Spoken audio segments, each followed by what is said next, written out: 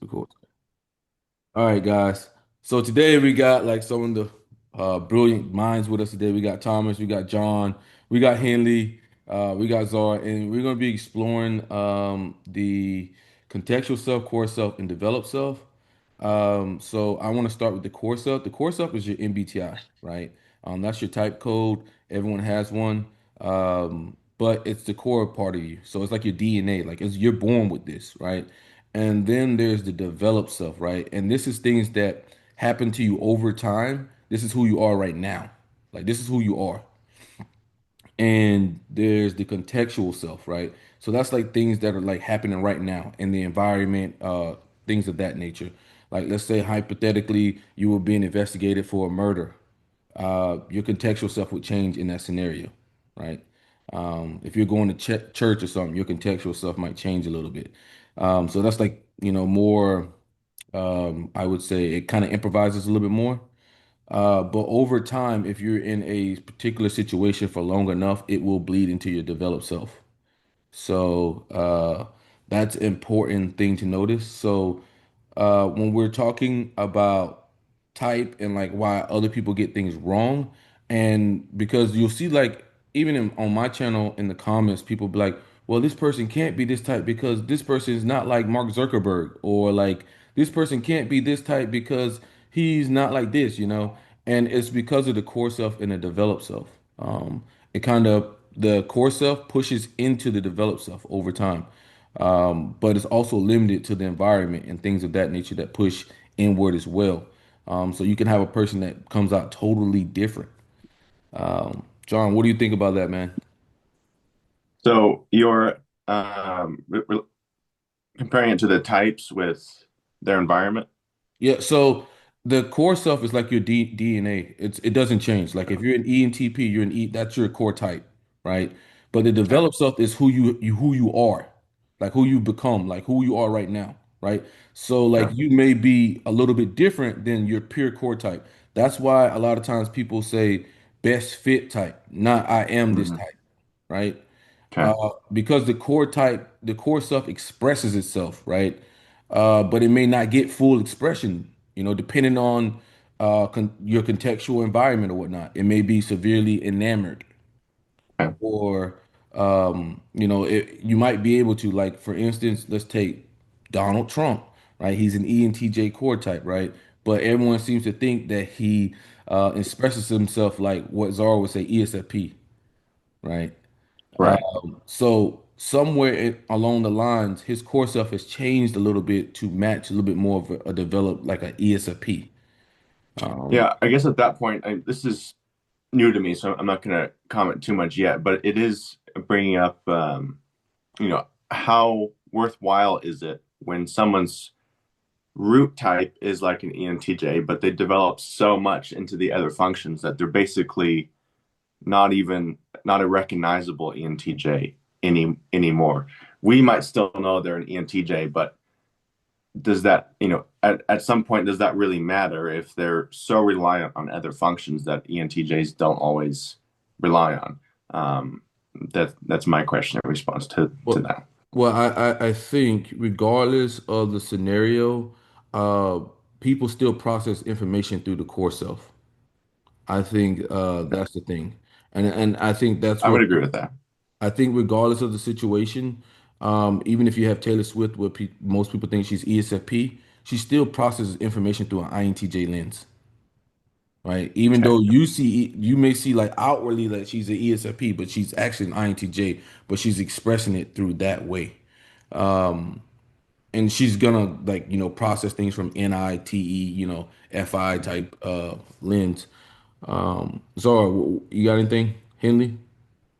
Um, so I guess that's what it comes down to is how the ego is developed. So Donald Trump in that case is over reliant on his child function, so he basically comes off like an ESFP, and that's kind of how he's developed. Um, and then you'll see that as a very distinct from, like, let's say Mark Cuban or Ray Dalio, like how they will interact with the world. So yeah, it raises some questions about like the core type versus the and how much it really matters in ter and versus the contextual self Mhm. and expression.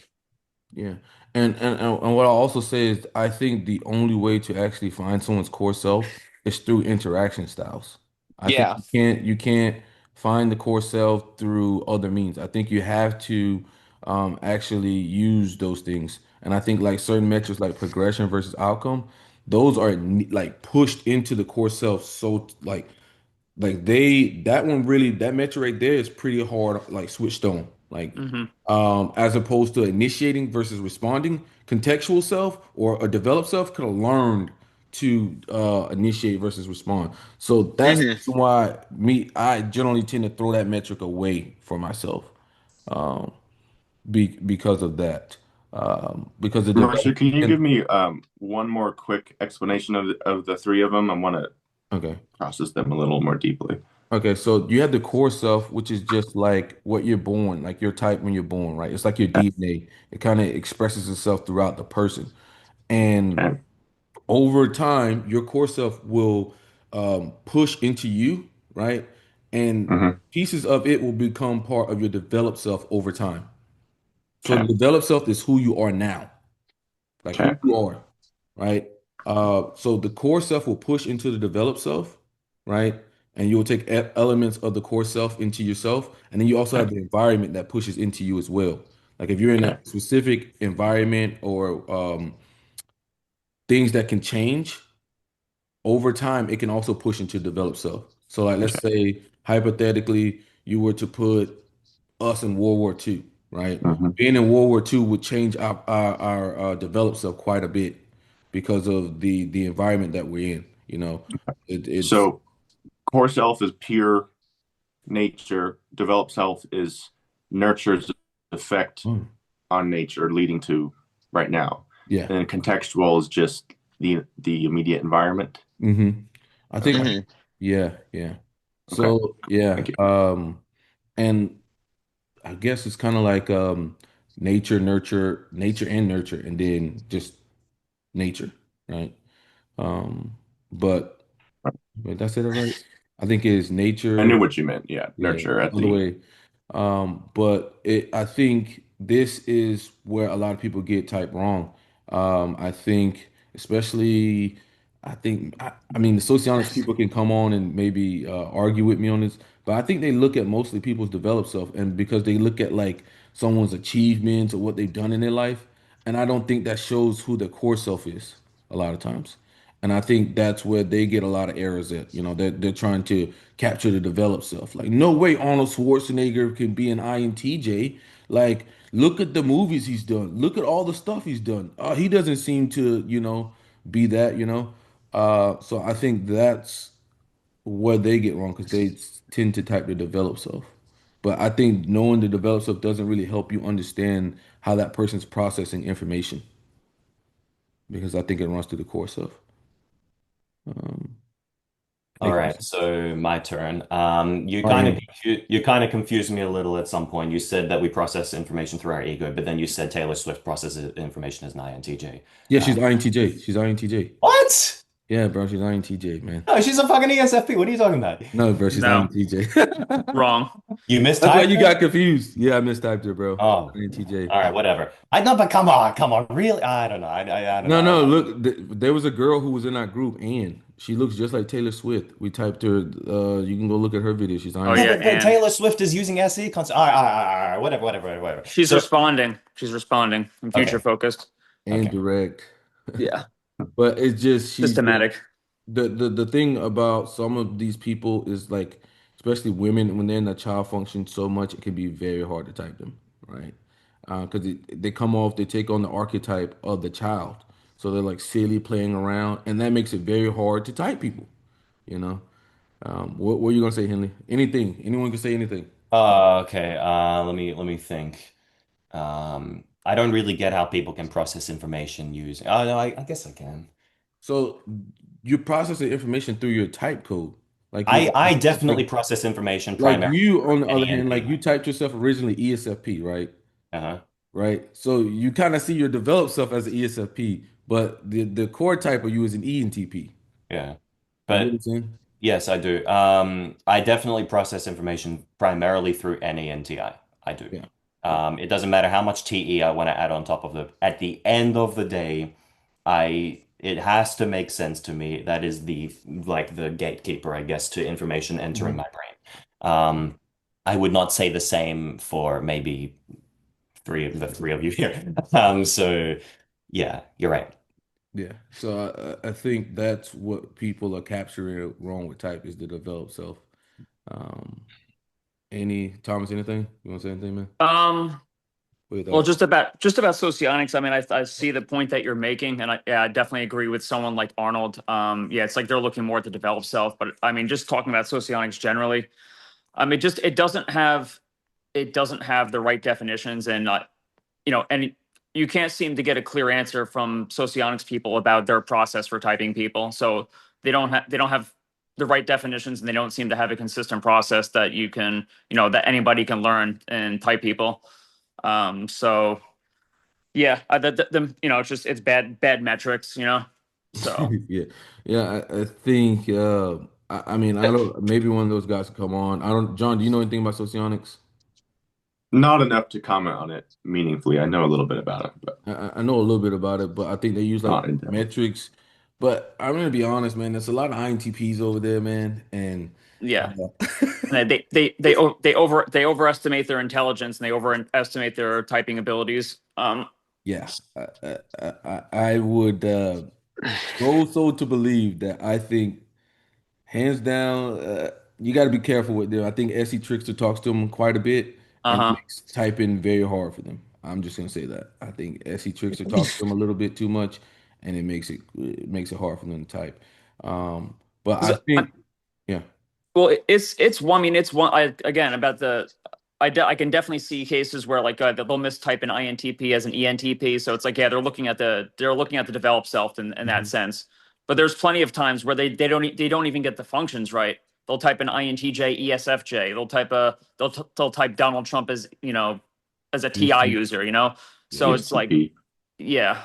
Yeah. Um. And the poor guy So has yeah. not one shred of TI in him. Like Uh he huh. literally, like they were saying at one point, they don't think Donald Trump can read. This is what he does. He literally goes, Zara, give me the summary, and then whatever the summary is of what Zara says, he's gonna fucking make a fucking decision right now on what to do.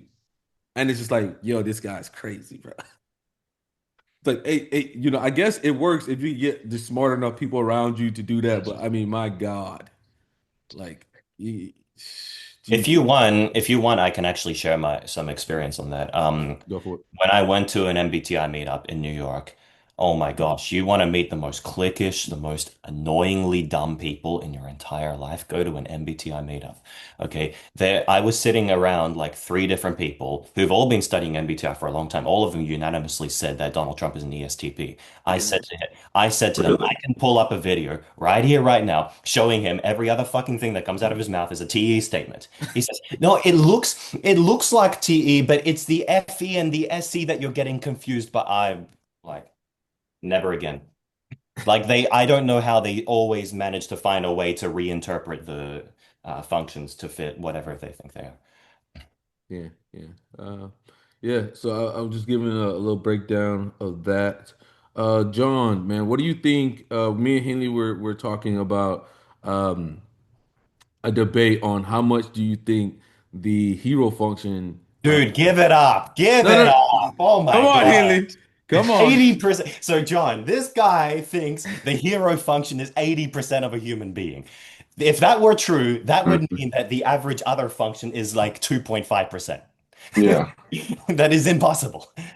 Well, I think that you also got to remember like the hero in itself, it I think offsets I if I everything if, in the person in itself. Like you only have an inferior because of the hero, and he's always on, and everything has to process through that hero function, no matter what it is. Even when you think it's not there, it's still there. I no, but I what you need think to understand. Henley, I actually think there's a better conceptualization. Think of it like as like the strong force in of like an atom. it's essentially that. So it holds the nucleus together. That's what I think it is. I It's the don't think. nucleus of how the functions hold together. Now, the other functions do work as a percentage of the time, but it's all ran through the same function, the top function. Nah, I think it's I like get an, where you, I I think get where it's you're like a whole, going. I get where you're going with this, but I I think can't. it's a better I conceptualization than mean, just saying it's 80%. I think it holds it together. It holds the show together. It's the other functions are trying to work for the hero function to mhm, make actualize that. So it is the strong force that holds the ego together. And if that dissipates, it collapses. yeah. All right. Firstly, to counter argue that my parent is ma minimum like 1/8 as strong as my hero, maybe even 1/6. I don't even know. My TI is up there. Okay, combating with my NE. I think what it is because my NE's gravitational pull is a little bit stronger than my TI. It just goes that way sometimes if left to its own devices, but it's there. Also, I care about SI. I know maybe you'll say I care about SI because of NE, but I still care about SI. So, Yeah, yeah. John, what do you think about that? Okay, you got. Well, when we first talked about it, it was in the experiment of like without any environmental Hmm. impact. In that situation, I agree with the 80%. As you bring environment into it, it's hard. I'm saying Like without environment. That is without without environment. environment, yeah. Yeah. If they're just like in a vacuum, then yeah, I would say about 80%. Um, but that's like, obviously that doesn't exist without any environmental Hmm. impact. But yeah, I mean, you basically, if you don't have to stretch anywhere else, you're just gonna stay in your hero. It's just like too much fun. I will say I'm not as sure about that with the extroverted heroes. I think I believe in that for the introverted heroes. I don't have a picture of what that looks like exactly for an extroverted hero using their hero 80% of the time because that Okay. requires them to be around others potentially, particularly like SE hero. Hmm. Um, so that's where I'm a little Well, what unsure about. about, but I think even if you are SE hero, it's about being in the moment, reacting to the environment. Hmm. So you don't necessarily need other people to do that. You just True. need to be able to interact with the environment. I guess So the idea though is that an extrovert in theory needs people to re-energize themselves with the hero, which may or may not be important to this, but I agree it can be just the environmental, the impersonal environment. mhm, So yeah. Yeah, I think the even extroverted functions have introverted qualities, I think, inside of them to themselves. To where like, a hero can get on his bike and want to ride his motorcycle through the town, right? And right, they're still interacting with extroverted sensing. true. Which, like we did Jason Momoa, right? And that's one of his favorite things is just getting on his bike and riding. Like he doesn't have to have other people, True. but if other people are there, then it makes it better. But still, he's still interacting with his hero function. Um, Maybe it'd be more accurate to say that extrovert just needs external stimulation. It doesn't yeah, necessarily need yeah, people. yeah. Well, when you asked me when we talked about that, you were the one that I thought about. Like TE hero, I think is the one of the trickier ones to picture 80% use. So what does that look like for you? I mean, is it ideas? Is it Well, reading? Is it something else? it just depends. Like it's like every scenario or situation you could be, devising a system for something else, or devising a system here, or organizing that, or Yeah. like reading this, it just I'm always kind of thinking about those thoughts or Okay. something like that, like trying to get something else organized or uh some system for this, I think And also I implementing well, and enforcing. That's a big part of the TE that I don't think people get. I think the when you're online, people talk about like the introverted TE, like the books and everything, but TE is a Hmm. big on enforcing, implementing and True. enforcing. Right. Big True. on it. You see and Donald Trump up there, he's enforcing like he's 10 out of 10 on enforcing people, Right. We're That's gonna do true. this at this time, this one, if this person Yeah. doesn't do this at this time, then they're gonna suffer, It's very big on enforcing. Um, Nah, he's Taco. Thomas, what you gonna say? Just well, and I think in general, just with TE, also just getting shit done, right? Yeah, Like it could be big, could be small things, can be big things, but they're like I think TE heroes they tend to be very big on just being productive. I guess is just to cut to the chase. yeah, Like my mother is always she's always has to be doing something. And even like let's say if she's like let's say she's on vacation or something, she almost looks forward to getting back to her daily life where she could just get shit done, yeah, like just take care, like even if it's little things, because it's if you're not using your hero function, you get unhappy. yeah, yeah. um I think a lot of people haven't really talked about that as well. Like the hero function, like if you're in an environment where the hero function is not being used, I, where it's I stifled. or stifled or whatnot, I think a lot of people get in relationships like that. Like where they like will get in a relationship where the person doesn't really benefit or allow them to use the hero function, and then 2 3 years later they wonder why they're like unhappy or mad or whatever, or they can't do it, and that's because like that person didn't really align with their hero functions. Like I think a lot of times if someone's FI hero and you get with FE demon or FE trickster, you're gonna be in trouble. Like that's like a recipe for disaster. Anybody can run a relationship for like 1 year or 2 years, but like 5 10 years of like FE trickster, FE demon, I don't think that relationship is gonna really work. Um, that's just my thoughts. Um, Yeah, yeah, I agree. yeah. Wait, I was gonna ask you another question I have. Do you think of all the mental things that humans do day to day, the eight functions encompasses just about all of it?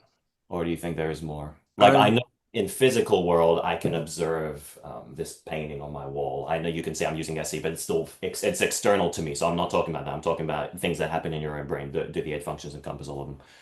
I think the eight functions do encompass everything, but Uh, I do think we have not worked through um, how the combinations of each function lead to certain things. so So like the combination of any and FI can lead yeah, to whatever. yeah, that Okay. type of thing. Like, or maybe you're using any SE SI, like you might be using a combination and then it yields to a certain thing. I don't think Right, right. anyone's really explored that or where it goes. Um, I don't know. I think John's a little bit more thorough on that, right? You're a lot better on the combination of functions. How they combine. Yeah. Oh, we talked about that. I don't know if I have like a working theory with that. I wanted to ask you again though. Can you repeat that about the FE demon? Like you're saying like ENTJs and INFPs not Well, necessarily lasting. I was saying that I don't think because anyone who's in an environment where the hero is consistently put down or stunted or halted or whatever you want to call it, for too long, that person is going to be unhappy, right? And I think if you're dealing with somebody who's like FE demon or FE trickster and FE demon, I don't care, kind of manifest similarly outwardly, right? Um, so I don't think a person who's FI hero can do that for a long period of time unless they're like going to give up a huge part of themselves, and I don't Okay. think anyone can do that. If you're going to give up a huge part of yourself, I understand what you're saying because you're looking at like the compatible function, the most direct compatible function. What I've seen though, here's an idea that if you have like an ENTJ and INFP, one who really uses TE, the other FI, is it possible that they actually combine to use the axis together? I don't know if that is too no, noisy. Let me you know and good, I'll you talk good. later. No, no, Where we're good. INFPs can be happy for someone else to use TE. They can stay with the INFPs. Like you tell me the facts, and I'll be the weigher in the relationship, and then together we'll make decisions. Mhm, That is one way to look at it. I think that can happen. mhm, Um, it's a kind of a different flavor of compatibility where it's like a shared access instead of FE and FI. It's TE and FI working together. mhm, They share the role of the decision making because ENTJs don't necessarily like to weigh out stuff. They like the facts, and they can rely on the INFPs weighing it out, and then they can make decisions together. But Can they I? would But still then need to it, find but FE then, somewhere then So, else. But so what is that? but then you also have to consider gender and like anima animus coming out as well. So then it completely flips it. So there's other unconscious forces that are working on top of your cognitive functions underneath the surface when within like a relationship. Okay. can So, you can you tell me more with that example or with another example? Me? Oh, Yeah. so basically, like if you, reading like Aeon, for example, there's the anima and animus. So basically, if you're a man, you go in your anima, which is more the eros, whereas the animus is more the masculine that comes out of the woman. Now, some of these are used pretty men towards like vanity, their pride, women more towards like being like ideological, rigid, and forceful about their ideas. So these central components like can come manifest poorly, but when they integrate together, it could actually be a good thing, which it brings out like a different side to a man and woman. So, so basically, what I'm saying is, on top of like the discussion, it's also important to realize like there's other unconscious forces within a relational dynamic. okay. Can I wait? Can I opine? John, the thing is, if 80% of the human is the hero function or whatever statistics you want to put out there, it ain't gonna work like that. Okay, say for example, with me, when I deal with ISFPs, they drive me fucking insane because they literally punish me for using any. They don't realize they are, but they are because I can't use it with them because what will happen is they'll be like, "Oh no, you're stupid and you're just saying that just because." I'm like, "No, no, no, no, no. Listen to me. I know what I'm talking about." And then it will be back and forth for 2 hours because they also have TI demon, so they're not valuing the logic either. And it's all about what I feel. And it's like, yeah, I give up because So you're saying I value these things, and it doesn't matter if they value other things that balance that, it ain't gonna work because that's what I value. so because they don't have a conception of possibilities, you're saying that you don't have space to be your hero around them? Not in any way that will produce a desired result, no. But isn't if they trust you, isn't it that they're They relying on don't you for trust me that? because they have any trickster, so they don't know how to. But I'm saying in an interpersonal relationship, once that person trusts you and you produce consistent results, they'll remember it with the SI critic, and then they'll rely on you for that role in the relationship. When I was younger, to help you understand and to prove that I am, far from perfect either, my FI trickster, it didn't matter if other people were happier or were producing results or whatever. I did not understand the value to them being harmonious with themselves. So it didn't matter to me if they were doing all these things. I just thought they were being a dickhead if they were being illogical. So who's compatible then? If you can't have that type, and then you That's a can't good have question. I've been trying to figure that out for myself. the pedagogue, One theory is people with very similar functions right? because then you use them in synchronicity. Another one is opposite functions. In my experience, I think opposite functions, number one, I mean, I'm not talking about ISFP and but those are two different. They are two damn different. I'm talking INTJ, ENTP, okay? Followed by more similar types, followed by me and ISTP. Maybe. I don't get along with ISTP or INFJ very well, I found, because they loop between NI and TI. So they think that they're always right, okay, but they're fucking retarded. Kenny, you gotta slow down, bro. Uh, Unless they're well developed in other functions. Anyways, okay. Yeah. You could also bring in the anima animus function. I don't know the other guy's name, but Zara. I've seen Yeah. other people, especially young people, like INFJ men getting with ESTP women, particularly in like high school or I college, think that's a because terrible idea. I think that is a fucking I horrible idea. Let him finish, well, Hilly. Yeah, yeah. I Actually, know. let him let him I'm just saying finish, my dude, opinion. bruh. I'm not recommending it per se, but Yeah. um, that exists as evidence of people getting with people that they want to become, particularly when they're younger or Mhm. when they're in environments where they haven't been allowed to explore themselves, such as religious environments. I've seen that a lot. So I guess that leaves us with a challenging every theory of compatibility. If the only person you can get with is like gold and silver pair, and then people who are closest to your type after that. But yeah, I compatibility is weird thing because I think the most important things are like values and like you know timing in someone's life is also important, right? Like you were saying Hmm. there, and I had an INFJ on before, and she said when she was younger, she married an ENFJ. But when they started like developing themselves, he wanted to use NI more than she did, and she wanted to use, so they were like competing with functions a little bit because he had learned his functions, and then he wanted to not use her as much, so it kind of became like a riffle there. So I mean, you could have a theory that people will mate with certain people based on the development and where they are. Like you were saying, the INFJ young has no SC, right? So they get with ESTP has SC, but later on in life, they have their own SC, so maybe they're not looking for the ESTP anymore. Right. Um, and I, Mm. I think that that's an interesting theory. I think what I've seen in the real world is types that are close to each other. If they're drinking and they're around each other, they're going to hook up.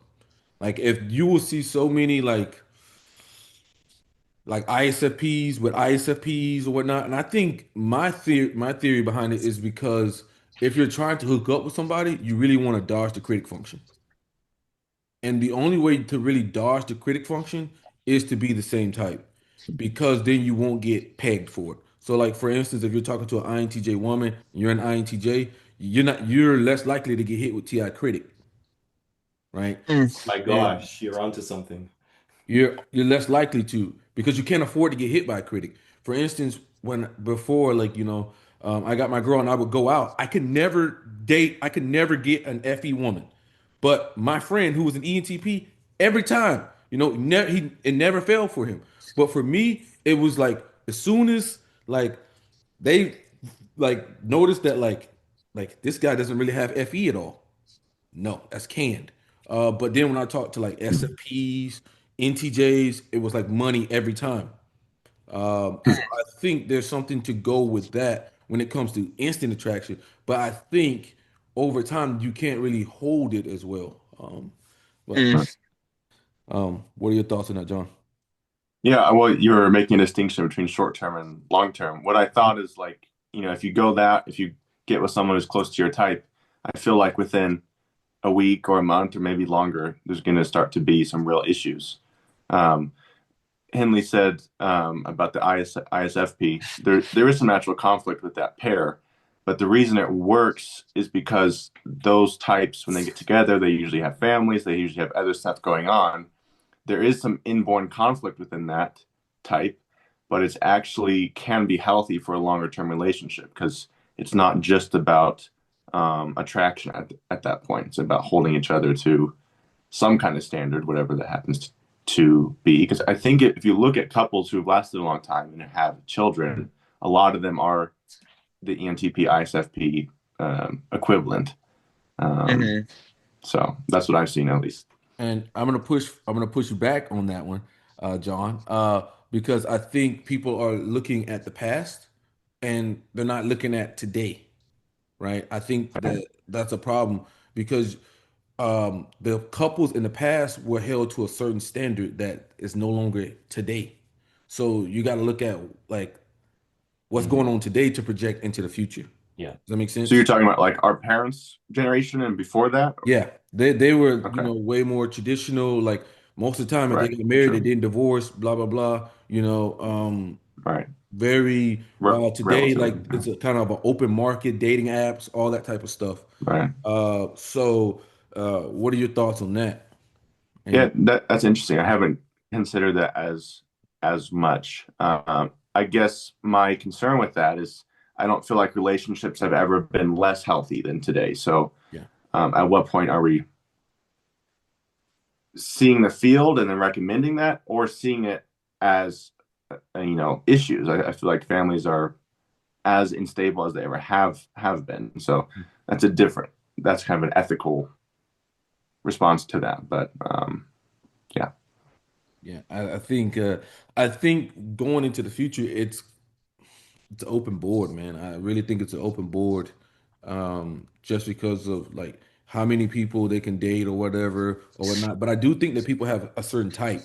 Like you'll see like women, they seem to date like the same guy who looks the same. It's crazy. It's like they'll date like the same guy over and over and over and over. Like they'll have a history. If they like, let's say, ENTP males, it will have a history of just straight ENTPs, and they'll just be like cycling back and forth. Or like, if they have like a certain aesthetic look, like guy must have, muscles, tattoo, like that type of thing. And they'll just cycle through those same guys. And most of the time, those guys are like maybe different swaps, like maybe one's ESTP and one's ISTP, but Right. they're pretty much swiping through that there. Okay.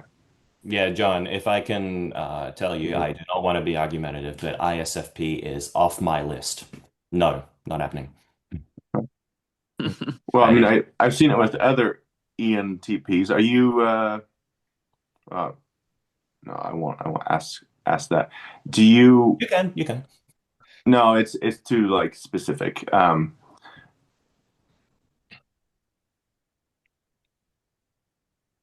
I feel the same way about ESTJs. I like ESTJs, but my need for like abstraction and chaos is a little bit higher than a typical INJ. So I think the conditions have to be a little more right for that relationship. But what I'm saying is I feel like I've seen that relationship, that equivalent, the natural pair, bronze pair, however you want to call it, in more of those long-term relationships and more of those relationships that have children and things of that nature. Okay. Um, You might be so right. You might be right that my experience is unique to me. Mercer knows that I like to my experience, but sure.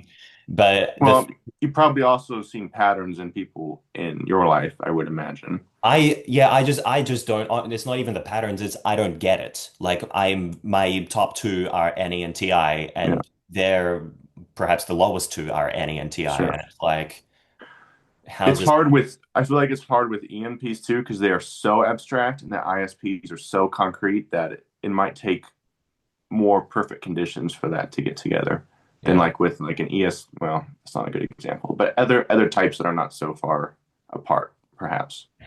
Because the thing with me, I've dated INTJ women. I can't go back. I just it ain't gonna happen. Okay, After the novelty and the conversations we can have, the depth that they have. sure. ISFPs. I'm so sorry for the type racism, but they just don't have it. They just don't. So it's just what it is. Yeah, yeah, Okay. yeah. John, what's your thoughts on compatibility? I think Socionics says the dual.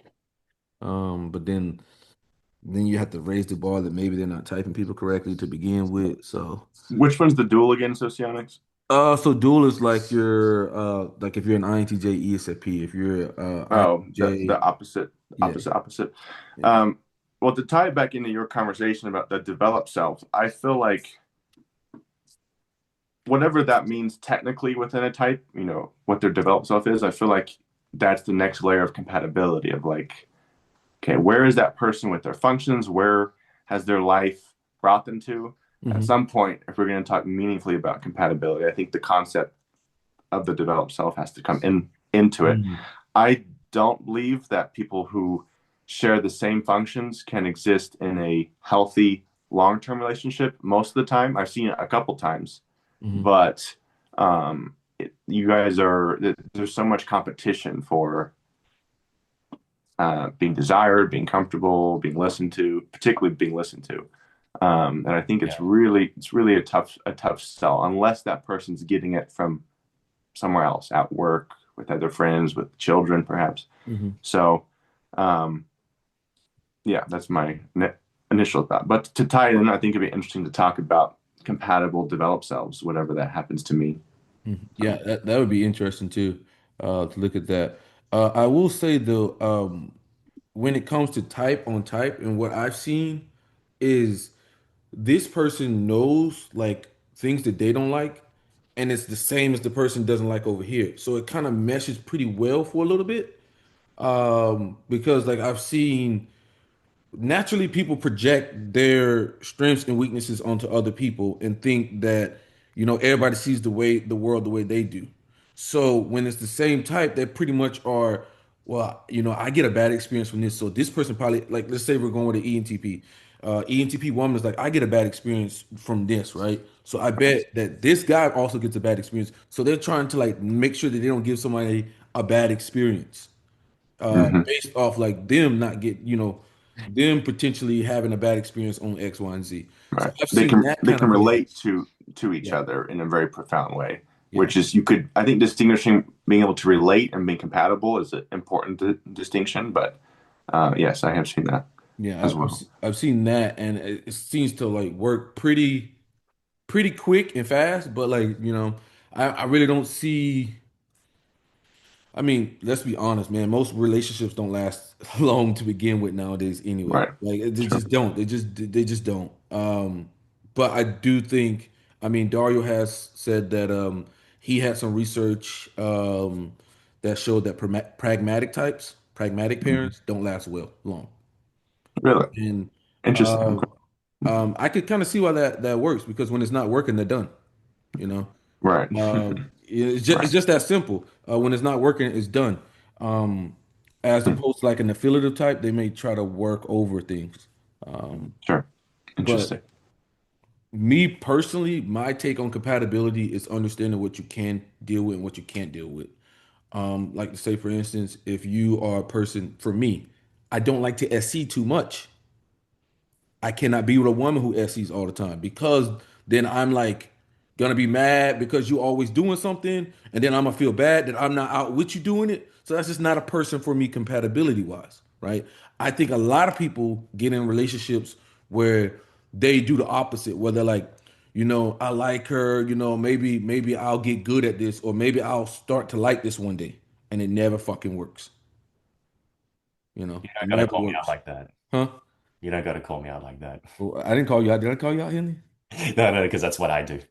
Yeah, they try to say like, well, I'll learn to be able to accept that, right? Let's say for instance, I said taking me like I don't really like SC that much. I don't really like it that much. So if I had a woman who's always like SC, like let's go travel, let's go do this, yo, no, not for me, right? And if you're a guy, and I think a lot of guys nowadays will say, well, you know what, I'll learn to love it or something like that. And they're never going to do it. It's never going to work, dude. Like you can't see the future. Like it's just not going to work. So I tell people on my channel, like, know what you can deal with, what you can't deal with, and understand that there's cons and pros to everything that you do. So if you want an SJ, you got to understand. I mean, if you're thinking about, looking at the whole thing and you're like, I'll take an SJ, right? What you're gonna get is a stable person, but very concrete. Maybe you can abstract on your own. You don't have to have an abstract conversations with her. Maybe you can have some abstract friends you talk to. But it's all about like knowing what you can. Like if you're gonna date an NF, you gotta understand it. They're gonna try to build your soul. Like they're into like enhancing your soul, like in some way. If you can't handle that, don't deal with the NF. That's how I see it. Like if you want to date an NT, you got to understand that most of them are pretty cold to a certain degree. They can be very dialed in on what they're trying to do, whether it be their work, whatever it is. If you can't handle that, and if you need like somebody to be up on you all the time, all that, that's not the person for you. So it's like that's my give and take on compatibility, like knowing what you can deal with and what you can't deal with. Um, see, I want to stretch a little bit to other contexts. You're talking about the contextual self. You're talking about SE. I relate to that with like, I don't want to have to always be doing something, but in certain contexts, at work or sports, being around people who use those other functions mhm. like more SE, I love to be around that because they're taking on the other burden within that role. Um, so I know we're talking about intimate relationships, but Yeah, in other contexts, I would imagine you would want to be around some SE because that environment requires some SE, and you're happy to let them do it. At least that's how it feels. That's how yeah, I am with yeah. certain I think environments. when it comes to SC, it depends. I have to switch on my brain to that mode. And once I switch my brain onto that mode, I can handle it. but then it's like I gotta have my time afterwards, you know. Like if I'm like, okay, we're playing basketball, obviously, like you switch your brain to SE mode. Uh, but like if someone's like, it's kind of like you pick and choose. Like I'm okay with picking and choosing, right? I'm okay with like to me, I can always use TE. I can always cut TE on. Like that's always a thing. I can always cut NI on. Like, but for SE, I gotta be selective when I cut it on. You know, I gotta be selective. For FI, I really don't really like to deal with it at all. Um, but it's like you pick and choose. Yeah. What do you think about that, John? Where did Thomas go? You probably had to go.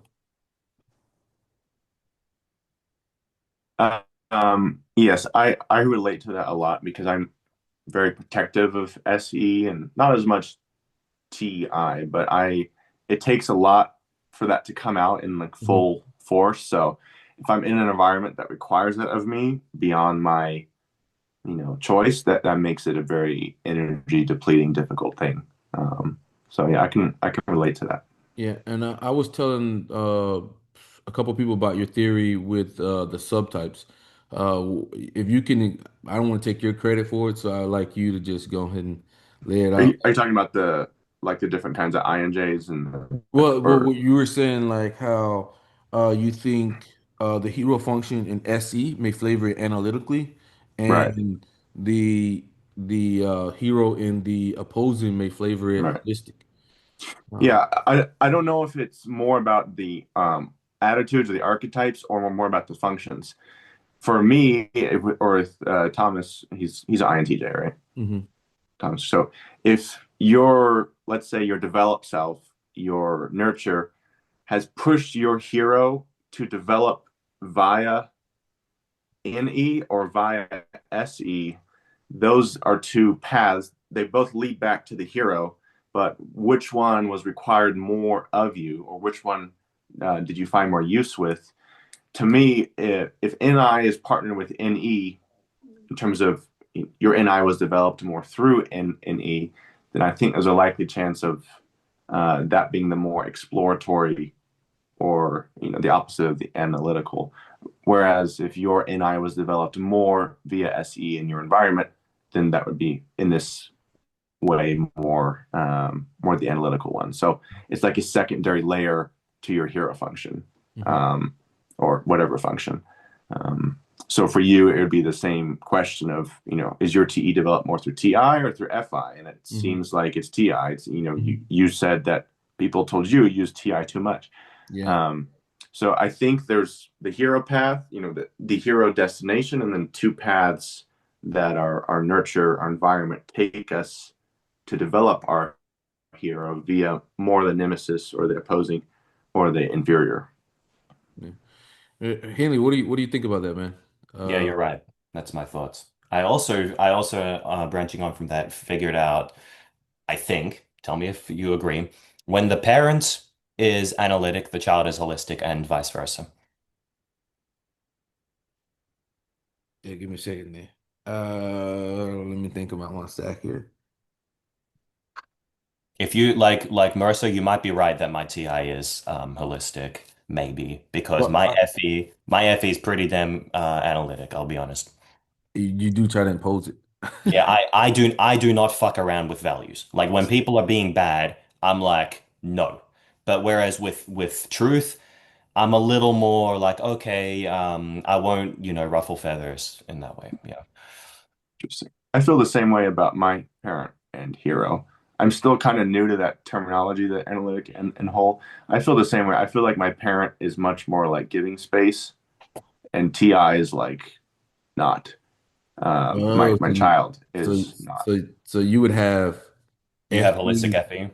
The holistic same FE. pattern that you're talking about, I that resonates with me. My parent being more holistic, less like enforcing, and my child being more as you described your child. What I want to discuss, if we can, is the fascinating thing about MBTI to me is that our functions and the Fuck. other modulating influences, such as our subtype, really influence our philosophy and how we see the world. Like I will talk to an ISFP and they genuinely think the things that they think and that are so contradictory to what I think. Okay, the reason why I have holistic TI and analytic FE is because FE to me literally defines how good you are as a person. And if you're not good as a person, I do not have time for you. The end. TI. You don't necessarily choose your intelligence. You don't necessarily choose how well thought out you are about things. So I'm more lax on that with people. And That's can I why ask you, what about your hero and inferior? What I imagine my like NE is like Mercer says on fucking crack and cocaine and steroids. Yeah, my NE is about as analytic as so anything can get. You know what? That's okay, weird though. I was looking at because it. I then that's a think, pattern of the oscillation between analytic and whole all the way down the Mm. ego stack, at least with y- with you. Um, yeah, I think you might be onto something, Henley, because that's my interesting. SC and my FI are both holistic.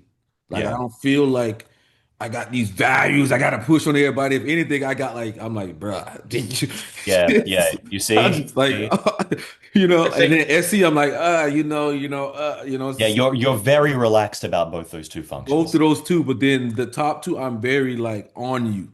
Like Uh-huh. NI and TE, I'm very on you about. Oh, but the yeah, one thing, the one thing is though, my SI I think is analytic though. I think it is. I don't know. I need to think about it a little more. yeah. I think for me, I think my FI is analytic. Yeah, yeah. I think Thomas is too. So that means your T more relaxed? I think Uh, might be. might be, but I think I I don't even know which side of N I use both sides of my NI pretty well, Hmm. pretty evenly. My TE is more, yeah, usually it's more lax. Yeah. Yeah, yeah. Because I noticed like there's certain INTJs that like have like these morals where they're just not backing down on it. I'm just like, No, yo, I what's I have that. Yeah. yeah, and I'm Yeah. just like, yo, what the fuck? Like it's not that serious. Like, like It is though. Oh my gosh. Anyway. I'm just Yeah. that's why I'm really bad when I'm with other I poor have learned judgment to FI take on users. some gray. I've learned to take on gray over time, but it's taken me a very long time to conceptualize gray area. Like it wasn't it wasn't something I could conceptualize easy. Yeah, yeah, with FI. Yeah, I mean, Yeah. Henley, you might be on to something there. I didn't even think about that, man. That's hmm pretty neat, man. Okay. Wait, all right. Does anyone else have anything to say before I jump into something? Go for it. All right. Well, there were four NI users. Now there are only three. But Mercer and I keep going back and forth on the same crazy argument that makes no sense to me whatsoever. Okay. He says to me, how do I explain this? In the same way that he has a crutch for predictability, I have a crutch for novelty. When he goes to a restaurant, he struggles to pick something that is different than what he is accustomed to. Yeah. I struggle to Mhm. pick the same thing. I can't do it. Okay, novelty to me any hero, obviously I am going to say it's the meaning of life. Now, I want you guys to be aware, although I am Projection of his hero. yeah. But I want you guys to be aware I'm having this conversation not because I think that I'm gospel and I'm, completely right. I'm having it Oh, because sure. I don't understand the alternative perspective. So I need to walk through my Yeah. thinking and you tell me what the Yeah. flaws and errors are. Yep, Yeah. good. Yeah. So So far you're okay. Okay. okay. Get to the So point. how about a good place to start, Mercer or Zara or John, is if you have incredibly strong NI, because NI is a very difficult function to conceptualize, how would that manifest? Well, I think I was talking to you earlier, right? I mean, I think we talked about it before. To me, NI is like if I was to put a room, right? There's a room, and like let's say we got a axe, right? And we're hitting the wall, right? Let's just say we never know exactly what's behind there or what or how many hits it'll take to get there, right? Some way in my brain says this door right here, there's 1,000 doors, 1,000 of them. My brain says this one right here, keep hitting this one. And this is the one that you're putting everything behind, right? I don't know when it's gonna break or like when it's gonna happen, but I know behind this door is it, right? Okay. So Okay. you, on the other hand, are like you're just like hit this door and then that door and then that door and this door, and you might get the goal. You could possibly get the goal before me, but I know the goal is behind this door. I just don't know when it's opening. Does that make sense? Yes. I have a question to Yes. help me understand. What evidence or reasoning or any kind of justification in your head do you have that this is the right door? I What's don't your thought know. It's process to just come to this? like it's. I can't explain it, man. It's just like I just But know. but how's that helpful to me? I don't get this. Like, it doesn't make sense to me. I know, but I just know that if this door has it, I don't know what it is. I don't. Maybe it's aligned with the universe or something, but Mm, I know that this door has it. It's just how long it's going to be. Maybe it's 5 years it takes me to unlock this door or break down this door. It may be 10 years for me to break down this door. But behind this damn door is everything that I want. So I'm getting behind everything behind this door. Does that make sense? All right, all right, all right. So since you can't exactly tell me how you know that it's the right door, how about I I don't walk know. you through this and then you can tell me where my thinking is off. All right. Any like Robert Greene talks about this all the time. He's an INFP, maybe that's why. But he always talks about, people have this idea like my life is going to go like this and then I'm going to do that. It doesn't work like that because there are all these little variables that come All right, at and he play. got Like, NI critic though. That's NI critic yeah, folks. yeah, yeah. I'm the NI same critic. way. Like people who cannot understand. That's why I get annoyed by you because you can't see that there are all these different things that you have to factor in. Yeah. So mm, um, so like how for me, the fact that I have spent 22 years searching all these different possibilities day and night. Okay, I spent like 2.5 hours last night on the phone with Jet, just exploring ideas. That's all we did the entire hmm time. Okay, maybe I told you. Yeah, so the fact that I'm still going, I still have not reached the synthesis for all these ideas is evidence that all of these different variables and ideas exist. Okay. Now, I'm Oh, still learning oh. every single day that there are more and more ideas that are better than the ones that I previously thought were. Okay. How the hell can you tell me that this one idea, you don't even need to look at any other idea? You get what I mean? mm. I just don't see it that way. I just see like Okay. for me, every day that I'm not hitting this fucking wall is a day that I'm behind. Does that make sense? Like, Open out my whiteboard. I'm illustrating this shit to show. does that make sense to you, John? Like every day that I'm not hitting this wall because everything is behind, I know everything that I want is behind this wall. Every day that I'm not committed to this wall is another day that I have that I'm behind. Because Somewhat, yeah. yeah, That's not my constant state of NI. That's only when I'm really locked on to something. Yeah. When he asked his question, what I wrote down is I resonate with my hero being my subjective purpose of life. Like I cannot relate to other people when they're happy, just with when they're in a place where their life is utterly predictable and where they're going to have the same thing, a lot of obligations. What I wrote down is always have a future. I don't need to always have an outcome except for some specific things. What mhm. you're describing, Mercer, feels more like an outcome, and I just want to have a future. For example, when I'm working on something that I like, and then 3 days from now, I know I'm going to have to do something that's an obligation. Depends the amount of obligation. I will start to lose steam because the past 3 days ahead is not always going to give me the choices or the possibilities. My NI is in general less. Um, it doesn't always have to have what it wants. It just has to have the option to pick something. I guess it's a little more maybe exploratory. Yours hmm is more I relaxed. Yours is more so relaxed. Yeah. yeah. For Mine's me, analytical.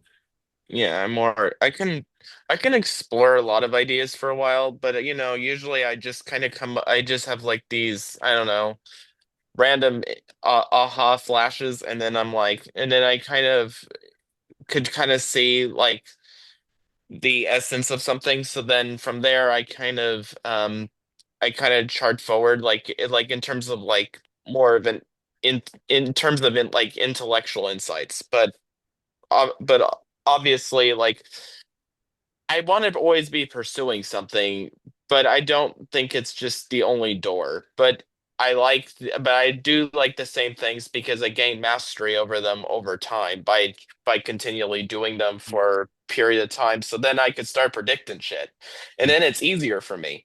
And then it just like my life, it just everything sort of lines up, Yeah. and then that kind of keeps me going. And then I like and I don't re and I just and I like just keep I just like refining it just constantly. Mm-hmm. So it doesn't. I guess when I'm tr I am very competitive, so I'll try to win if it's like a competition, and that kind of fuels me. But it's ultimately like taking insights from other people, looking at like other books or other musicians, whatever I'm trying to do, and then trying to synthesize it into my arsenal so I can be more effective. But I don't I don't see it as like this paramount obligation that I have to reach these outcomes. But I do want to see me improving continually, and I don't see an end to it. Okay. Now I want to show you this graph that I so beautifully drew. Okay. To show you the beauty of any by Henley Shorland. Okay. This is Mm. okay. Oh, fuck me, it's backwards. All right, anyway, this is birth. This is the day you're born. This is the day you die, probably about when I'm like 80 years old. This is where I am right now. I'm 22 years old. Okay. Few ideas you have at 20 for your future. If I Hmm. spend 2 years, that is in this much time, that is how little 2 years is. Just exploring ideas. The end result is I am going to have many ideas. Once I have many ideas, I will have a much better idea which idea is the best one. Mhm. So that's why I don't get what the point is of not exploring ideas. Mm. uh like shoo, because all right, so to me, what you're telling me is a saying everybody has enough gas in their tank to go from A to C, right? And in my brain, everybody has enough tank. John has enough, Zara got enough, Henley got enough, Thomas got. If you start exploring all these ideas, you're gonna run out of fucking gas and you're not gonna make it to C. Does that make sense? I comprehended every word you said, but you are wrong because I have more gas than I had 2 years ago. But this is just knowledge again, right? You know, like if anyone this is I think is the universal law is that if you get behind one thing, you're very likely to get it. If you get behind one thing, you are likely to get it. And that's shown, I think, even through our typing sessions. These people, these Kobe's and stuff that could commit their entire lives to basketball and only basketball, even though he wasn't the fastest, he wasn't the quickest, he didn't have the biggest hands, he was still able to be one of the greatest. Why? Because he put every ounce of his life into basketball. Can I tell you something, Mercer? Can I fucking tell you something? You know what takes effort? You know what take getting good at basketball to the level that Kobe did takes effort. That takes fucking effort. You know what doesn't take effort? Chilling out, exploring around, letting all these doors open to you. Okay, there are the thousand doors. There are the thousand doors, okay? Yeah. This takes effort. Open, open, open, open. You know what doesn't take effort? Work. Doesn't work. Doesn't work. Ah, this one was easy. That doesn't take effort. Yeah, but then you're exploring like 1,000 doors. But like, let's say hypothetically, your situation, right? There's, let's say, 1 billion doors, right? Let's say 1 billion doors, right? Let's put me and you in a There scenario. are not 1 billion doors. Let's just hypothetically just play along with me, okay? This is There are not 1 billion realistic. doors, right? And you're like, I'm gonna check every door, right? And I'm just like, the goal is behind this one door, right? Let's say you hypothetically this could happen. This could happen. You explore two more doors and and you get the prize, right? Or you explore thousands of doors, All right? right. Let me help you out here. Okay. Number one, let me tell you why this where you could be thinking instead. Number one, the doors have clues. on imprinted on them on whether they're good or not. When I went to school, I explored 10 doors. I explored acting, I explored art, I explored jewelry, then I explored history, math, science, literature, whatever, whatever. The ones that I liked the most were acting, jewelry, and design. That means I like creative things. There, all the non-creative doors gone. I don't give a fuck about them anymore. Okay. Then you explore the creative ones. Then you see commonalities among them. Eventually, you eliminate it down to one. Once you eliminate it down to one, then okay, you'd be a fucking idiot not to bash on that door every day. Completely But agree. but I However, think that process is necessary. I think me and you are describing the same thing, but going about it in a different way. Yes. Like you're Correct. slowly converging onto what I'm doing. It just you just go about it a different way. Yes, Like but to I think get to your your way is goal, counterproductive. to get to your goal, you have to try 1 million different options. For me, it's like it's birth. Like But that's not. I knew since I was a kid, I knew my path. So you came out of your mother's womb like, yep, I mom, I knew. know my path. Don't worry about Yeah, yeah, it. yeah. I literally knew since I was a kid my path. So I'm not interested on all of the million doors. I'm not interested in them All because right. I know my path. Like it's almost like it was God like put it into me like this is your purpose like a robot. And I just have to go and do it. Like I Can said, you can you explain how the hell you achieved this mystical gift from God? I don't fucking know, man. It's just like put in your soul. I think just like it's downloaded into you. Like this is your purpose. This is what you're sent here to do. And I'm just like, okay, this is the direction. We're going full speed in this direction. I'm a little different than John and Zara because I'm full fucking speed in that direction. They're like, we could chill, we're more relaxed. But I'm just like, no, this is it, and I'm not backing away from it. Are you opposed to novelty? Could that be part of it? I'm not opposed to novelty because this is novelty in itself tonight today. Um, but I do like to put it in its own camp. Like All right. novelty for me, it gets its own camp. Like, if I've taken care of everything else, then I will go on that. And like I've said for typology, I'm no longer reading books because there's nothing else that they can really teach me, right? I think the experts, I just being honest, I mean, this may sound narcissistic or whatnot, but I think I'm above them. No, you're right. You are. I think I'm above them, and I think at this point I'm trying to find my own insights to add to the world because I think now there's different aspects of the world that hasn't been done before because I think most people weren't able to actually type people correctly, and that's a thing that changes the game, right? Because now your information is actually used based off you being able to type people correctly. It's not built on like you know you saying like this or that, all over the place. So I think that's where I'm headed. Like, okay, I want to explore more about the functions and the aspects of, okay, why do most people not even notice their hero function? Why is that? That's fascinating to me. Most people never know it. Like they don't know. Like if you ask most INTJs, like, and I literally have a coworker, she's an INTJ, and I said, what do you think you're really good at? And then it took her forever to figure out that it was anticipation. It was anticipation. And I was anticipation. It took her forever to search to figure out, like, well, I'm really good at anticipating things. Like I had to draw it from her. It wasn't like something that was natural. Like, why is that? Mm, because I don't because for me, I think for one, like it's also what you're interested in or what you're honing in on, right? So if I'm good at pulling up information or being logical, then I'm going to think I'm better at logic. But then I'm not really realizing in the background I'm synthesizing it and putting it into my own work and then like using it just towards one purpose.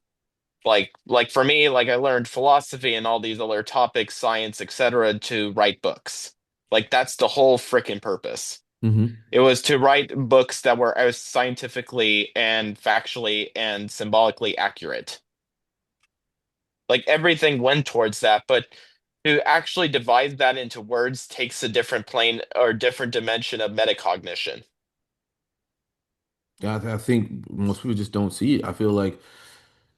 I think the hero function in its way is. on, but you don't even notice it. Like Henley, for It's instance, autopilot. it's autopilot. Like he doesn't Yeah. see his any. He doesn't No, see his Like, any. I can tell you actually, Zara kind of triggered the answer in me. When I was in school, and even in meetings in for my parents, everyone I work with fucking loves me because I am everyone's entertainer. Okay, in class, half the teachers loved me because I was so entertaining and I'd ask them all the cool questions, and then half of them thought, "Who the fuck is this kid thinking he's smarter than me?" Ugh. But whatever. So then I thought that the reason I was that way was completely because it's my own volition. I thought because I'm choosing to be this way and other people are just not cool like that. I didn't realize it's because other people literally are just not that creative, you know? or like I would know something before everyone else. Like I just randomly like just had an insight about someone. Oh, she's probably cheating on her. And then I'm like 2 months later, I go, oh, she is. And I find out. So I think again, like there's no the reason I think you don't like to talk about it is because there's no proof Hmm. for those insights. So you just think, okay, I am good at predicting weird shit, but it's not you can't really systematize how. So then after you can't systematize how, it's like it's almost just sounds like you're an Uber astrologist. Yeah, yeah. I'll just like Astrologer, I for mean, me, excuse me. even if I track myself back, even when I was a kid, I used to call myself Mercedamus. Like that was literally, I'm not even lying to you. That was my fucking name, like Mercedamus, because like Mm, it's just I don't know. Like if you track yourself back, you can kind of see it, but then you can't. But John, what are your thoughts on that? Why do you think like most people can't, hone in on the hero function? And were you able to just like easily notice your own No, without the words? not at all. And I think my understanding of it is that we become aware through distinction, through um, the separation of something. Our hero is so close to how we imagine ourselves being that we just overlook it. We're always like looking out. We don't have to look in for our hero as much. It's so close to our day-to-day experience. So I think until you go through experiences of not being able to use it, like do you go through an environment long enough where you were not able to use it, Mm-hmm. then you can start to develop some awareness of it. But really, I think just having the knowledge that we have these tools is a great starting Yeah, point for, yeah. oh, that was my hero. That's not me exactly. It's an aspect of me. And what Zara is that your name? yeah, What you were saying about the seeing things, not being able to justify them, I relate to that a lot. And yeah, Jung talked about that in the psychological types, and he said yeah, that people don't, we kind of learn to keep our mouths shut because yeah, it's not conducive, really.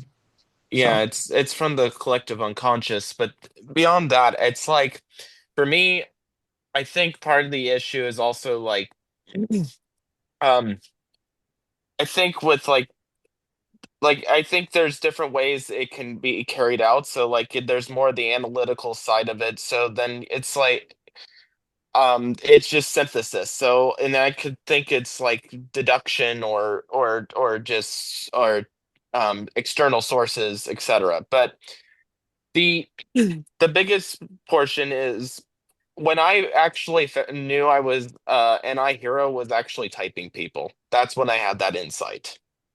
So after actually doing the typology and practicing it and typing people and becoming better and better and more refined with my understanding of the functions, I had an insight that I was an I hero.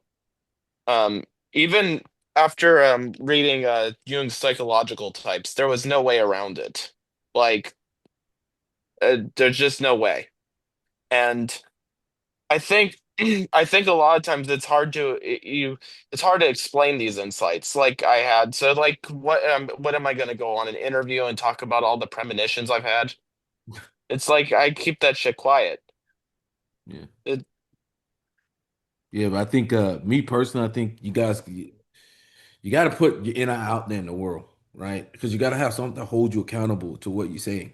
Like you gotta have like if you want to do something, you're gonna say it. I think you should tell somebody. So then you know, like you don't have you don't have a backup plan. You have to do it because I think a lot of NI heroes can get in a position where they don't say it or do it, or they like if they don't say it, then there's really no pressure, and then they can kind of like if they don't do it, there's no like ups and downs towards it or anything like that. Like they can kind of maybe they don't shoot for it, or they put it off, but when you like actually tell somebody else, like, yeah, I'm gonna do X, Y, and Z, I promise you this, then you're stuck with accountability. You have no other option. There's no other options. And I think a lot of NI heroes can play it safe and keep the options. Uh, Mm. yeah, Yeah, that's I've done that throughout my life. Sure. yeah, I would agree in some cases that's a good approach. That's how you compensate for SC demon. And to your point, one of the reasons we don't tell people is because we're Yeah. afraid of failing. Yeah. The other point, though, I would say is that one of the reasons we don't tell people is because we don't have faith. We don't believe that those people are going to believe in us. So Yeah. accountability partners for us have to be a someone who believes in what we're doing, I think. Um, Yeah. well, I so think regardless of the situation, no one's gonna believe you when you first start. No one's gonna believe Mm, you when you first start, regardless yeah. of whatever the situation is. It doesn't matter what it is. I'm But sorry, but not everyone has like the thickest skin to air out what their deepest desires and dreams. I'm sorry. Like it's just too intimate at times. yeah, sure. but I'm telling you, man, it's like it's almost freeing to a degree. I remember when I was a kid, and I mean, me and John was talking about it. I was first diagnosed with dyslexia. I held Mm, that in. I held that in and I was mad at the world and I went so hard in just like sciences and whatever just because of that. Not mm, realizing like I just needed to accept it. And when I told somebody else that I was dyslexic, it kind of freed me from it. It freed me from all of that like holding it in and like whatever. And I was like, oh, it's not really that bad. Like it's not as bad as I thought. Like I'm not like it doesn't change much. Just it's weird. It's like but before when I was like holding it in and I was just like, I'm dyslexic. I'm different than everybody else. Like everybody else like has a advantage and I don't. I'm defective. But once I just like said it, I was like, oh shit. Like and actually understand what's going on. Like when you're dyslexic, it's not that you're stupid. It's just your brain has different neurons in different areas. mm, So a lot of times it will like in the language centers it will be lower. So if you're learning a new language, you might struggle. That's why you struggle with reading and that type of thing. Uh, mm. but with enough practice and enough work, you can be just as good. But yeah, John, how did you find out you was dyslexic? Um, I was told I grew up being homeschooled, and we started going to school in second grade, and they figured out pretty fast. After knowing, looking back, I had, being homeschooled, I had a lot of struggles with reading and wasn't sure why. And then I had a tutor from second grade when I started for many years. She's a ESTP, who was incredible and just a great experience. When we went into the tutoring room, she tutored a few dyslexic students. She had pictures of dyslexic people from history put about the world, which are a lot of presidents, inventors, just like people who are greatly admired. And it was brilliant because you saw examples of people who are respected and valued, not in spite of the gifts that dyslexia gives them, but because of them, even Mhm. though there's also obviously struggles too. So that I was able to avoid some of the self-loathing because of dyslexia, because of her and because of that. So, um, yeah, Yeah, I think maybe seeing all those people kind of hit your NI though. Like they can for do it, sure, so I can do it as well. for sure. I think for me it was like they said Einstein was dyslexic, and it was like, Einstein oh and Lincoln, I think, and um, yeah, several others. So. yeah. So I was like, oh, like I don't know, man. I just think when it comes to like a lot of that stuff, you just have to do it on your own. Like for me, I couldn't read as fast as other people could because of Mhm. dyslexia. It takes me a little bit Mhm. longer to read something. Like, for instance, somebody holds something up and they be like, "Damn, you still reading?" Like, yeah, I'm still fucking reading, you know. Yeah. Yep. Um, Shut up. but I am uh, still reading. but once I read it, I get it. It's like it's Mm, automatically downloaded into me. Like once I read Mhm. it, like I don't need to read it 10 times, and then my brain kind of holds the information, um, and I can kind of like flip it around. But it's also higher in the spatial rearrangement, Mhm. right? They also say Mhm. dyslexia is very strong in visualization. So like Mhm. those parts of our brains are higher in neurons. I think personally it has its drawbacks early on, but they become strengths later on in life. Yes. You have more resilience or whatnot. Henry, mm. I think. Um, yeah. Okay. Well, John, you got anything you want to go over or talk about? Um, I don't think so. No, No, no, nothing, John. nothing. Okay, I think I'm okay. good. Well, Wait, I was gonna say really quick about your question of why we can't identify our own hero. mhm, Um, we project. You said something to me that was quite interesting because, like, all our strong functions give us happiness to a mhm, degree. Like, mhm. I get happiness from any MTI. Okay, so you can say in that sense all the functions are like FI, but they're not because they're not all, they're a different source of your own personal happiness. Well, I So, think remember we talked about it. I think people have to stop, take emotions away from FI because people try to attach emotions to FI. But the thing is, like, emotions derive everything that we do in life. Like, it's like comes through the brainstem and all that type of thing. Like, they're derived in every decision you make. Like, say for instance, you take an NI Dom, like they get happiness from NI, but that doesn't mean it's FI. It's like they yeah, yeah. just get, so I think people have to take that away. They try to like say like if you ever in your emotions, then it's FI. And I think that's wrong. Yeah, yeah. So by the definition that emotion is FI, I cannot accept that I'm ENTP because like that's tragic because emotions are most of the beauty of human experience, you know. So um so what I was going to say is we think that other people get happiness from the same place that we do, generally, I think.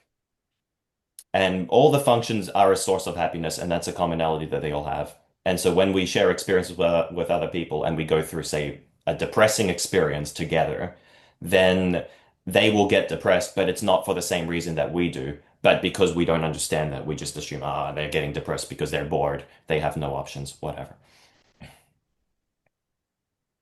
No. That's my idea. Yeah. I John, would I would agree with that. I think that that's the projection Mm. element. Like when other people don't have the freedom that I crave, I'm like, how on earth are you remotely happy? And they are, and I it's really hard to relate to because it's totally a totally different schematic, right? yeah. Yeah. Mm. John, what do you think about that with like people like detaching emotions away from FI? Like I think people Yeah. try to Um,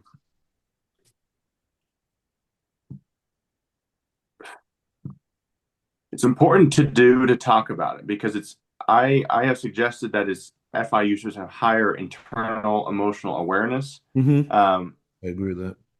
when you're relating it to happiness, though, I think then it becomes a little different. I'm thinking about like Aristotle's idea of uh, happiness and purpose being to do what you were made for. Hmm. So I think our subjective experience of happiness is a kind of alignment that Hmm. emotions may be involved with that, but I think it goes deeper too. I agree though in principle that emotions are not just FI. However, I think TI heroes have no idea what they feel or how they feel most of the time. Hmm. So I think there's two pieces there. It's important to be able to separate FI because even if it is somewhat emotional, it's not mostly emotions. Hmm. It's judgment, right? It's value judgment. It's prioritization, things like that. So I'm a little ambivalent, but I think we need to be able to talk about it apart from emotions. Yeah, think FI gives you the ability to accept the emotions to a degree, right? For what I've noticed from Henley Yes, I is like that. Yeah. he tends to get emotions, and then afterwards he's stuck trying to analyze the emotions instead of just feeling the emotions. Well, Right. the reason I have to analyze them is because half the time I don't even know what the hell they are. Yeah, yeah, FI trickster. Right. Yeah. To But be on. Yeah. I'm trying to like what I'm trying to do here is make a clear distinction away from what FI is, because I think people say, well, somebody's emotional, or they must be FI Dom or something like that, and that's not always the case. Mm. Agreed. Yeah, Agreed. yeah. Um, so But I know Mercer's had enough of me talking about this, but like I really, really hate having low FI. I fucking hate it. Because I feel like being a TI user to the degree I am is a curse. I legitimately think that. Because we care so much about being objective. Emotions are not objective. When people are emotional, they do things that are, mhm. irrational. They say things that are untrue, et cetera, et cetera, et cetera. But when you watch FI users doing that, they have no embarrassment. They are completely fine because it's their truth and they care about their truth. Whereas for me, it's like I'm mad because I'm trying so hard to be objective and you're not participating in this. Why won't you play along with my rules? It's like it's bullshit that I'm cursed with this fucking brain that can't accept simple things like this. Well, I Simple. think everybody in their way have a way of projecting what they deem the truth to be. So for ENTPs, they really try to project their experiences as the truth, which makes me sit back in my chair like, what? Because it's usually anecdotal information, but they're swearing that it's the truth, or like they're swearing that their side is the only side when their experience is intact. And I'm like, yo, there's other experiences that's going on, like that can't be true. But then they'll be like, it's the truth, and I'm like, yo, calm down. Um, I don't know if you guys have ever experienced that with an ENTP. Have you experienced that with me before? Okay. Yes, yes, yes, yes, yes, yes. Your experiences where you deem your experience to be the only truth. Like, let's say you had an experience with somebody in the group that person is bad, and they always giving people Yeah, the. but that's not an experience. That's a judgment. It's not the same thing. Well, I'm saying that you're taking your experience as the truth, while somebody like me You're doesn't really do that. Like, I won't look at my own experience and decide that that's the only way that it is. Like, I'll never do that. I'll never be like, oh well, my experience, like this person did this to me, so then my experience is the only thing valid here. That's what ENTPs do. That's why they dismiss people with TE critic because they're projecting their experience of like, well, if they went through what I went through, then if they were smart, of course they would think the same thing. But when they assume experience in other people, that's when they justify dismissing their thoughts. That's one layer of it, at least. Henry, I know Henry's thinking about this now. What do I you already know but I don't want to argue because you're not going to agree. go and say it. I want to hear it. Might as well. When you type people by yourself and you come to the conclusion they are INTJ or whatever, Mhm. okay, then you can say, well, that's your experience and it's just your experience. No, you are measuring things and making a judgment. When you look at someone and you interact with them for 20 minutes and you're like, wow, he's a fucking idiot. It's not just because it's your experience, it's because you are observing that he's a fucking idiot. Well, I think if I'm interacting with somebody and they're talking, my brain is processing the information that they say out of their mouth and how they say it. And from the way they say it and how they say it, how they come to conclusions, I'm like, this person's a fucking idiot. Yeah, so that's exactly the same thing with me when someone in your group is not ethical or a bad person. You know, you can just see it. You can I you can just, literally just see it. I just, It's as obvious I as just, spotting. It's I, more obvious than spotting an idiot. maybe it's just me, but I'm just like very different when it comes to like ethical, like FE or FI. Like I try to stay away from like making those type of judgments. I'm the opposite. All I'm focusing on is this person being ethical or not. That's all I'm looking at.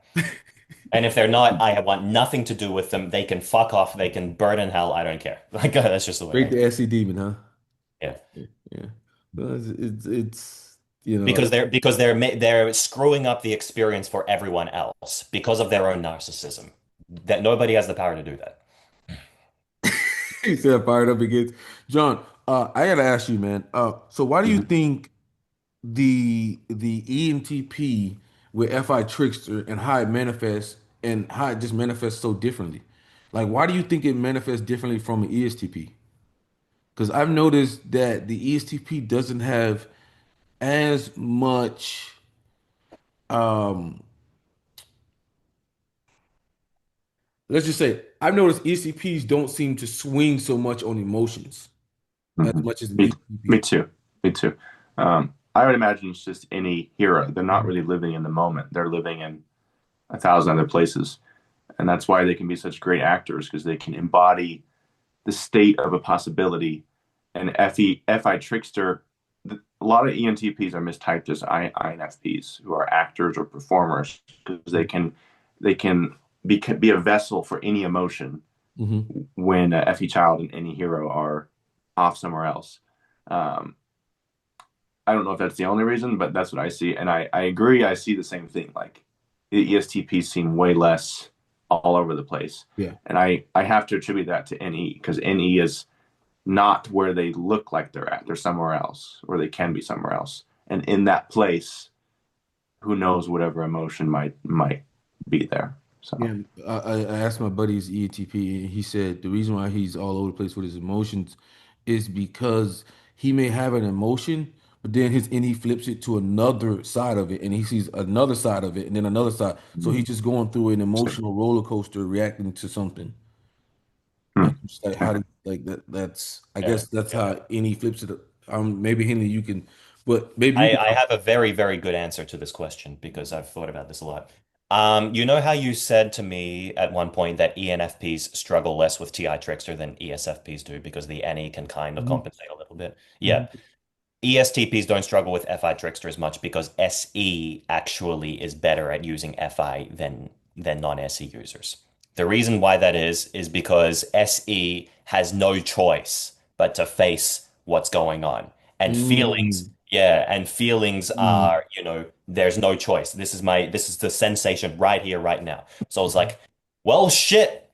I have that. Whereas any users, they are not under that burden. And because they do not want to be so subjective, they will choose not to be. No better reason than that.